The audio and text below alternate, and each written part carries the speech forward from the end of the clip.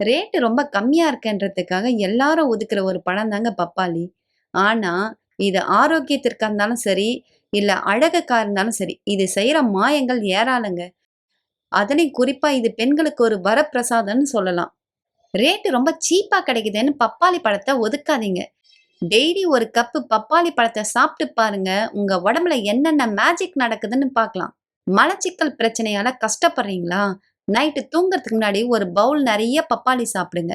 இதுல இருக்கிற சத்து அஜீரணத்த சரி பண்ணி வயிற அவ்ளோ ஃப்ரீயா வச்சுக்கோங்க. முகம் எப்பவும் இளமையா பளபளன்னு இருக்கணும்னு நினைக்கிறீங்களா? இதுல இருக்கிற விட்டமின் ஏ, அப்புறம் விட்டமின் சி உங்க ஸ்கின்ன க்ளோயிங்கா மாத்துறதோட, உங்க கண் பார்வையும் ரொம்ப தெளிவாக்குங்க.